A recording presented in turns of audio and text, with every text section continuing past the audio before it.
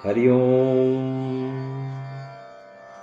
सर्व श्रोते मंडळींना, माता भगिनींना आणि बांधवांना माझा सप्रेम नमस्कार. आज आपण श्रीमद भगवद्गीतेतील अध्याय क्रमांक 14, ज्याचे की शीर्षक आहे गुणत्रय विभाग योग, ह्याचे समापन करणार आहोत. चला तर मग रोजच्या प्रमाणे प्रथम संकीर्तन करूया आणि तदनंतर वाचनाला सुरुवात करूया. हरि ओम. हरे कृष्ण कृष्ण कृष्ण हरे हरे, हरे राम राम राम हरे हरे, हरे कृष्ण कृष्ण कृष्ण हरे हरे, हरे राम राम राम हरे हरे, हरे कृष्ण कृष्ण कृष्ण हरे हरे, हरे राम राम राम हरे हरे, हरे कृष्ण कृष्ण कृष्ण हरे हरे, हरे राम राम राम हरे हरे, हरे कृष्ण कृष्ण कृष्ण हरे हरे, हरे राम राम राम हरे हरे, हरे कृष्ण कृष्ण कृष्ण हरे हरे, हरे राम राम राम हरे हरे, हरे कृष्ण कृष्ण कृष्ण हरे हरे, हरे राम राम राम हरे हरे, हरे कृष्ण कृष्ण कृष्ण हरे हरे, हरे राम राम राम हरे हरे, हरे कृष्ण कृष्ण कृष्ण हरे हरे, हरे राम राम राम हरे हरे, हरे कृष्ण कृष्ण कृष्ण हरे हरे, हरे राम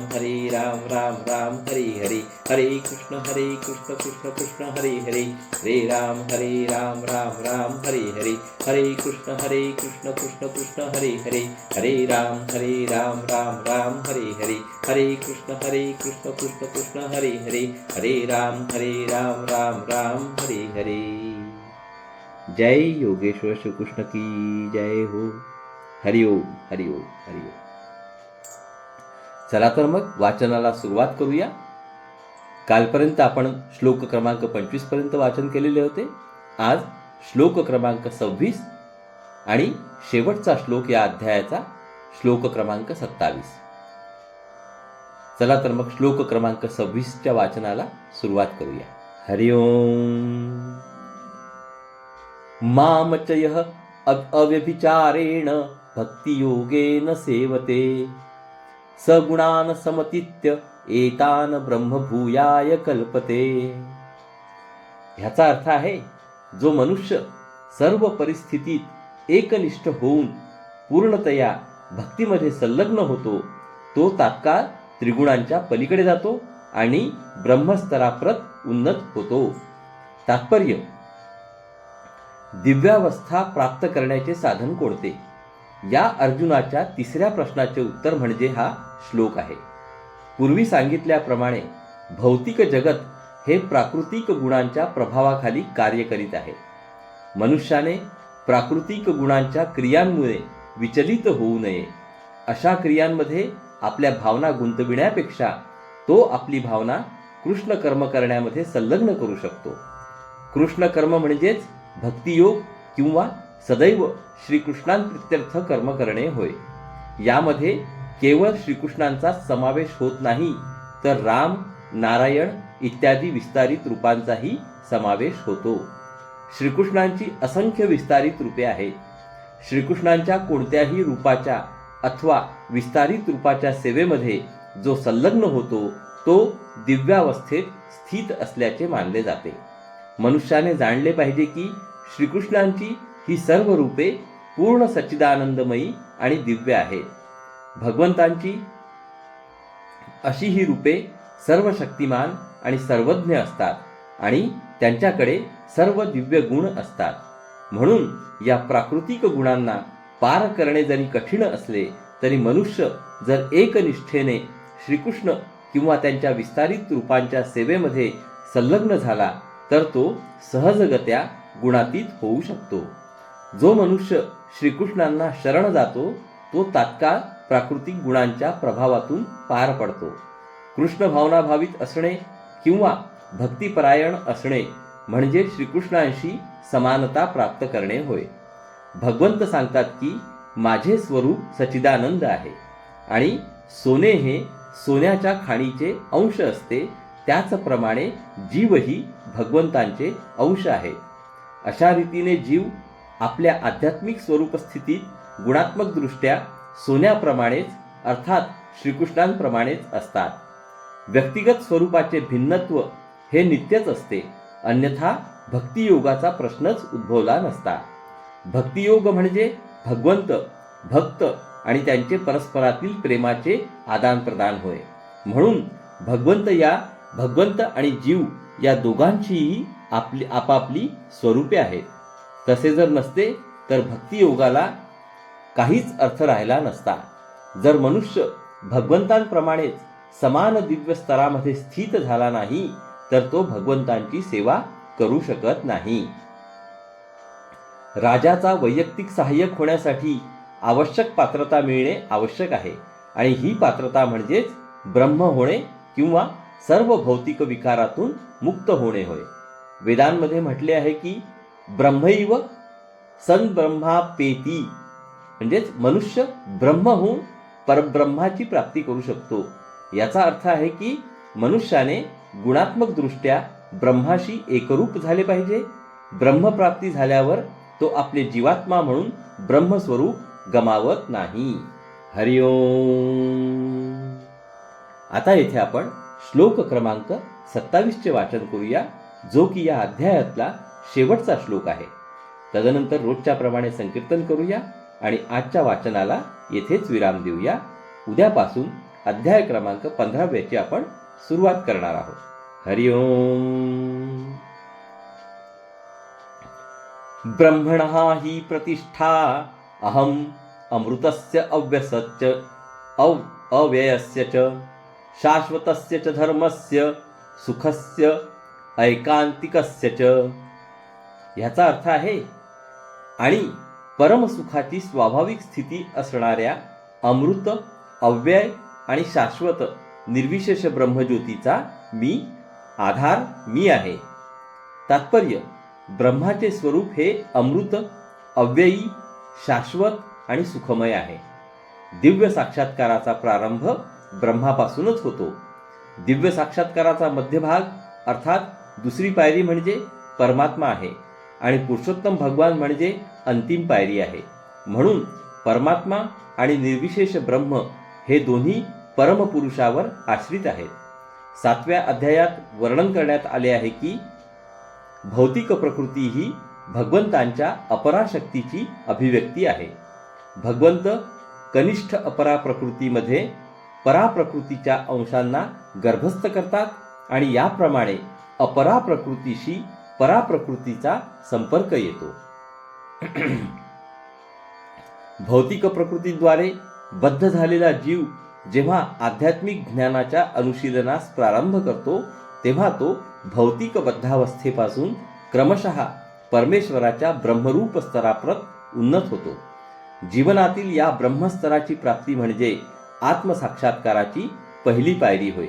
या स्तरावरील ब्रह्मसाक्षात्कारी पुरुष हा भौतिक उपाधींच्या पलीकडे गेलेला असतो, परंतु तो वास्तविकपणे ब्रह्मसाक्षात्कारात परिपूर्ण नसतो. त्याच्या इच्छेनुसार तो ब्रह्मस्तरावरच स्थिर राहू शकतो आणि त्यानंतर हळूहळू परमात्मा साक्षात्काराप्रत उन्नत होऊ शकतो आणि त्यानंतर पुरुषोत्तम भगवान रूपाच्या साक्षात्काराची प्राप्ती करू शकतो. या संदर्भातील अनेक उदाहरणे वेदांमध्ये आढळतात.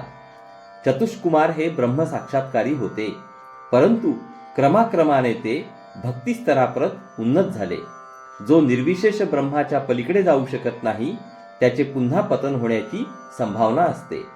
श्रीमद भागवतात म्हटले आहे की मनुष्य जरी ब्रह्मस्तरावर आरूढ झाला तरी जर त्याने अधिक उत्तरोत्तर प्रगती केली नाही आणि परमपुरुषाचे ज्ञान प्राप्त केले नाही तर त्याची बुद्धी पूर्णपणे शुद्ध होऊ शकत नाही. म्हणून ब्रह्मस्तरावर आरूढ होऊन सुद्धा जर मनुष्य भगवत भक्तीमध्ये संलग्न झाला नाही तर त्याचे पतन होण्याचीच शक्यता असते. वेदांमध्येही म्हटले आहे की रसो वै सहा रसम ही अवायम लब्ध्वानंदी भवती. याचा अर्थ जेव्हा मनुष्य रसराज भगवान श्रीकृष्णांना जाणतो तेव्हा तो वास्तविकपणे दिव्यानंदी होतो. भगवंत हे षडैश्वर्याने परिपूर्ण आहे आणि भक्त जेव्हा त्यांना शरण जातो तेव्हा या षडैश्वर्यांचे आदान प्रदान होते. राजाचा सेवक जवळजवळ राजाच्याच दर्जाचा उपभोग घेतो. म्हणून शाश्वत सुख, अविनाशी आणि शाश्वत जीवन भक्तीबरोबरच प्राप्त होते. म्हणून ब्रह्माचा किंवा नित्यत्व किंवा अविनाशी यांच्या साक्षात्काराचा भक्तीमध्ये समावेश होतो. जो भक्तीमध्ये संलग्न झालेला आहे त्याला हा साक्षात्कार आधीच झालेला असतो. स्वभावतः जीव हा ब्रह्मस्वरूप असला तरी त्याला भौतिक प्रकृतीवर प्रभुत्व गाजविण्याची इच्छा असते आणि यास्तव त्याचे पतन होते. आपल्या स्वरूप स्थितीमध्ये जीव त्रिगुणातीत असतो, परंतु भौतिक प्रकृतीच्या संगाने तो त्रिगुणांमध्ये बद्ध होतो. या त्रिगुणांच्या संगामुळे त्याच्यामध्ये प्रकृतीवर स्वामित्व गाजविण्याची इच्छाही राहतेच. पूर्णपणे कृष्ण भावनाभावित होऊन भक्तीमध्ये संलग्न झाल्यामुळे तो तात्काळ दिव्यावस्थेमध्ये स्थित होतो आणि प्रकृतीवर स्वामित्व गाजविण्याची त्याची अवैध इच्छा नष्ट होते. म्हणून श्रवण, कीर्तन, स्मरण आदीपासून प्रारंभ होणाऱ्या भक्तियोगाचा भक्तांच्या संघामध्ये अभ्यास केला पाहिजे. हळूहळू अशा सत्संगामध्ये आध्यात्मिक गुरूच्या कृपेने मनुष्याची प्रकृतीवर स्वामित्व गाजविण्याची इच्छा नाहीशी होते आणि तो दृढपणे दिव्य प्रेममयी भगवत सेवेमध्ये स्थिर होतो. या विधींचे विस्तारित वर्णन या अध्यायाच्या 22व्या श्लोकापासून ते शेवटच्या श्लोकापर्यंत करण्यात आले आहे. भगवत भक्ती अत्यंत सुलभ आहे. मनुष्याने सदैव भगवत सेवेमध्ये युक्त राहावे. भगवत प्रसाद ग्रहण करावा. भगवंतांच्या चरणकमलांना अर्पिलेल्या फुलांचा सुगंध घ्यावा. भगवंतांच्या लीलास्थळांना भेट द्यावी. त्यांच्या विविध लीलांविषयी अध्ययन करावे. भगवंत आणि त्यांच्या भक्तांमधील प्रेमाच्या आदान प्रदानाबद्दल श्रवण करावे. सदैव दिव्य हरे कृष्ण कृष्ण कृष्ण हरे हरे, हरे राम राम राम हरे हरे या महामंत्राचा जप करावा आणि भगवंत व त्यांच्या भक्तांच्या आविर्भाव अथवा तिरोभाव दिनी उपवास करावा. अशा विधींचे पालन केल्याने मनुष्य सर्व भौतिक कर्मातून पूर्णपणे अनासक्त होतो. जो या प्रकारे ब्रह्मज्योतीच्या स्तरावर स्थित होतो तो गुणात्मक दृष्ट्या भगवंतांच्या समानच असतो. या प्रकारे भगवद्गीतेच्या गुणत्रय विभागयोग या 14व्या अध्यायावरील भक्ती वेदांत भाष्य संपन्न झाले आहे. हरि ओम तत्सत, हरि ओम तत्सत, हरि ओम तत्सत. हरे कृष्ण कृष्ण कृष्ण हरे हरे, हरे राम राम राम हरे हरे, हरे कृष्ण कृष्ण कृष्ण हरे हरे, हरे राम राम राम हरे हरे, हरे कृष्ण कृष्ण कृष्ण हरे हरे, हरे राम राम राम हरे हरे, हरे कृष्ण कृष्ण कृष्ण हरे हरे, हरे राम राम राम हरे हरे, हरे कृष्ण कृष्ण कृष्ण हरे हरे, हरे राम राम राम हरे हरे, हरे कृष्ण कृष्ण कृष्ण हरे हरे, हरे राम राम राम हरे हरे, हरे कृष्ण कृष्ण कृष्ण हरे हरे,